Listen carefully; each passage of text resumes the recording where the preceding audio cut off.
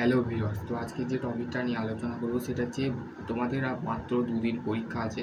তো সেই রিগার্ডিংয়ে তোমাদের বলতে গেলে পড়াশোনার যে বিষয়টা আছে সেটা হচ্ছে তোমরা নর্মালি যারা বলতে গেলে এখনও পর্যন্ত বলতে গেলে পড়াশোনার যে বলতে গেলে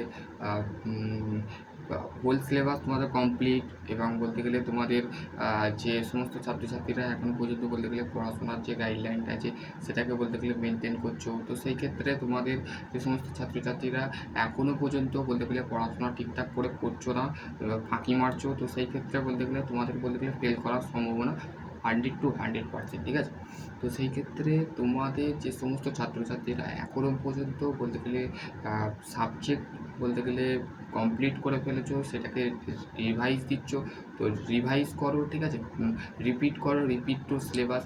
তো সেই ক্ষেত্রে তোমাদের বলবো তোমরা অবশ্যই সিলেবাসটা কমপ্লিট করো। কমপ্লিট করার পর তোমরা বলতে গেলে সেই সিলেবাসটাকে বলতে গেলে যে টপিকগুলো পড়েছো সেগুলোকে বলতে গেলে প্র্যাকটিস করো। 2 দিনের মধ্যে প্র্যাকটিস করলে তোমার যে সিলেবাসগুলোকে তুমি বারবার যদি সেই প্র্যাকটিস করতে থাকো, 2 দিন মানে হচ্ছে 24 ঘন্টা, তোমার হাতে আছে 24 ঘন্টা।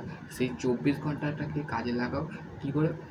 12 ঘন্টা দিনের সময় পেচ্ছ, তো সেই ক্ষেত্রে 6 ঘন্টা বলতে গেলে পাঠ করলাম, 3 ঘন্টায় বলতে গেলে তুমি সকাল দাও, আর 3 ঘন্টা ফের মানে 3 ঘন্টা মানে রাত্রে 3 ঘন্টা, ফের 3 ঘন্টা, 6 ঘন্টা, রাত্রে 6 ঘন্টা, আর সকালে 6 ঘন্টা। 3 ঘন্টা তুমি সিলেবাসটাকে পড়বে আগে। ধরো এই বইটা আমার কাছে আছে, এই যে বইটা ম্যাট্রিক্সটা আছে, ঠিক আছে, এই ম্যাট্রিক্সটা আছে। ধরো এই যে ম্যাট্রিক্সটা আছে, এই ম্যাট্রিক্সটার তুমি বলতে গেলে সেই সিলেবাসটাকেই বলতে গেলে কমপ্লিট করো, ঠিক আছে। কমপ্লিট করবার 3 ঘন্টা তুমি বলতে গেলে 3টে চ্যাপ্টার বা 6টা চ্যাপ্টার বলতে গেলে প্রথমে 3টে চ্যাপ্টার, তারপরে বলতে গেলে আরও 3টে চ্যাপ্টার বলতে গেলে রাত্রিবেলায়, সেটাকে বলতে গেলে 3 ঘন্টায় পড়বে। আবার 3 ঘন্টা বলতে গেলে সেই সিলেবাসটা 1 ঘন্টা ব্রেক নেবে, ঠিক আছে। তো সেই সিস্টেমটা টু লিস্ট অবশ্যই বানাও, কারণ হচ্ছে তোমাদের টু লিস্ট বানালে তোমরা বলতে গেলে পরীক্ষার যে বলতে গেলে প্রত্যেকটা সময় কটা সাবজেক্ট পড়ছো বা কটা টাইমে তোমরা বলতে গেলে সিলেবাস কমপ্লিট করছো সেইগুলো লিখে রাখো। এর পরের দিন সেইটাকে বলতে গেলে একটা ডায়েরিতে বলতে গেলে লিখে রাখতে পারো, সে ডায়েরি বা বলতে গেলে খাতায় লিখে রাখতে পারো। সেই খাতার মধ্যে লিখে সেটাকে বলতে গেলে তুমি পাশে রাখতে পারো। পরের দিন ফের সকালে যখন উঠবে, মানে তুমি আর তো 19 তারিখে তোমার আজকে হচ্ছে 18 তারিখ, তো সেই 18 তারিখ বলতে গেলে 19 তারিখে তুমি বলতে গেলে তুমি ফের দেখবে, ফের 20 তারিখে বলতে গেলে পরীক্ষা দিয়ে যাবে। তো এবার হচ্ছে তোমাদের বলতে গেলে হাতে আর একটা দিন মাত্র আছে, 2টো দিন আর তো নেই, তো হাতে আর একটা দিন আছে, 20 তারিখে তোমাদের পরীক্ষা।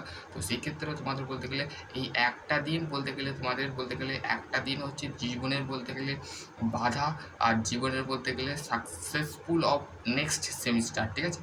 তোমরা নেক্সট সেমিস্টারে যেতে পারবে। তো সেই ক্ষেত্রে বলবো তোমরা নেক্সট সেমিস্টার যাওয়ার আগে তোমরা এই কথাগুলো শুনে রাখো, ঠিক আছে। তো সেই ক্ষেত্রে তোমাদের প্রত্যেকটা বলতে গেলে তোমাদের ভাইবা রিলেটেড কোশ্চেন আমি তোমাদের বানাচ্ছি। তো সেই ক্ষেত্রে ভাইবাতে তোমাদের কেমন কোশ্চেন তোমাদের টিচার ধরতে পারে, তো সেই ক্ষেত্রে তোমাদের বলতে গেলে আমি একটা তোমাদের বলতে পারি, যেমন তোমাদের এক্সাম্পল থ্রু অফ সম, ঠিক আছে, সম টম যে সাবজেক্টগুলো আছে, যেমন বলতে গেলে তোমাকে ধরতে পারে 4 বার মেকানিজিয়াম বলতে কী বুঝি, বা স্ট্রাকচার বলতে কী বুঝি, বা তোমাদের বলতে গেলে নর্মালি যে সমস্ত ছাত্রছাত্রীরা আছো কলাম স্টার্ট এগুলো তো পড়েছিলে, তো কতগুলো বিম হয়, কতগুলো লোড হয়, ঠিক আছে, এইগুলো তোমরা পড়ে যাবে, ঠিক আছে। তো তারপরে হচ্ছে আরও সমস্ত আছে, তো সেই রিগার্ডিংয়ের ভিডিও আমি আনবো। তো সেই ক্ষেত্রে যে সমস্ত ছাত্রছাত্রীরা এখনও পর্যন্ত বলতে গেলে পড়াশোনার গাইডলাইনটা মেনটেন করে চলেছে, তারা একটু ডেফিনেটলি বলতে গেলে 100% তোমরা পাস করবেই করবে।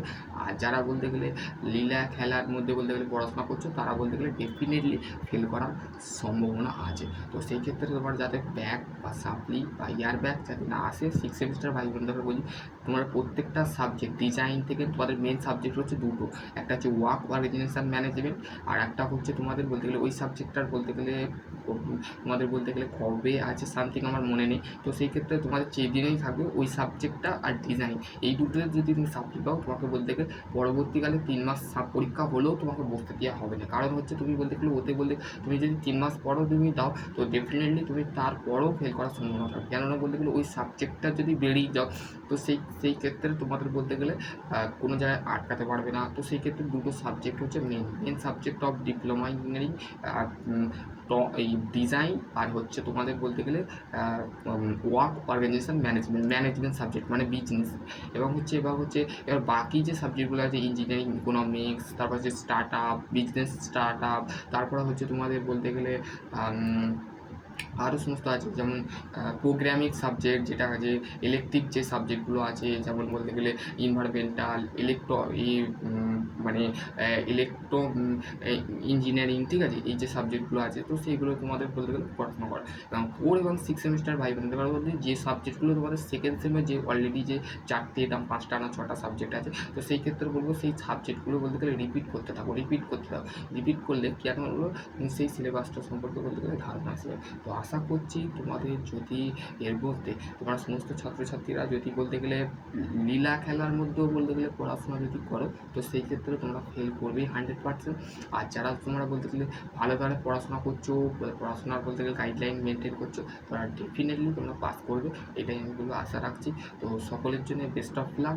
তো আগামী দিন তোমাদের শুভকামনা হোক, এটা আমি তোমাদের মাথায় রেখে বলতেছি, তোমাদের দাদা হিসেবে তোমরা ডেফিনেটলি পাস করবে। তোমরা যারা পড়াশোনা করছো তারা ডেফিনেটলি পাস করবে, আর যারা পড়াশোনা করছো না, একদমই করছো না, তো সেই তারা ফেল করবে। তো আশা করছি কিছু মনে করবে না। তো আমি যেটা কাঁটি কথা সেটাই বলে দিলাম, বাংলার এটা পাতি কথা, ঠিক আছে। তো সেই ক্ষেত্রে তোমাদের যদি আরও কোনো কারি থাকে তো ডেফিনেটলি তোমরা কমেন্ট সেকশনে সকলে ভালো থাকো, সুস্থ থাকো, থ্যাংক ইউ।